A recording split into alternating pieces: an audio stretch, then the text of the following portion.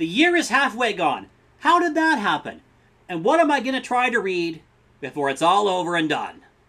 What's going on, YouTube? Michael R. Schulteis here, author of the Rostov Saga, which you can see, as always, on the shelf over here. Today I'm coming at you with my list of books that I'm going to try to read, no matter what, fingers crossed, before the end of 2023. And it's a short list, I promise you. Okay, so book number 1, The Blackest Heart by Brian Lee Durfee. This is book 2 of the 5 Warrior Angels series, and I did read The Forgetting Moon, which is book 1 of that series, I'd say a couple of months before I started this channel. I really enjoyed the mixture of intrigue and geopolitics and religious conflict and magic artifacts and prophecy. I know it's everything these days is Game of Thrones, blah, blah, blah. And one reviewer even said that my book, The Altar of My Fate, has a Game of Thrones meets Conan the Barbarian vibe. Very flattering. In this case, The Forgetting Moon, this is the book I've been waiting to read since A Song of Ice and Fire. That feels like a fair and honest thing to say. So yes, I am looking forward to The Blackest Heart. Took a little break, read some other stuff. I'm going to get back to it. I'm going to read this book, hopefully, before the end of the year. All right, number 2, Son of the Black Sword by Larry Correia. Bit of a theme in the titles here. This has kind of a South Asia vibe. Warriors fight demons. There's a caste society. It's very rigid. The world building is very intriguing so far. I'm not very far in, but I'm going to get this done before the end of the year.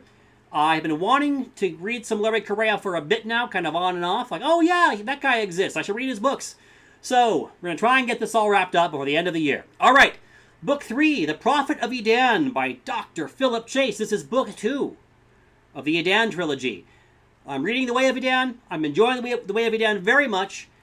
And I am looking forward to picking up book 2. And I'm going to try and get book 3 too. That's, again, I have a history of making these lists and not following through. So we're trying to make a modest aspiration this time, a modest goal that I might actually be able to follow through on before the end of the year. I'm optimistic, guys. It's going to happen. All right, how about a couple of Spiffbo 9 entrants? Now, I do have my own book, The Altar of My Fate, entered in there. So I wanted to read some other books that are in the contest.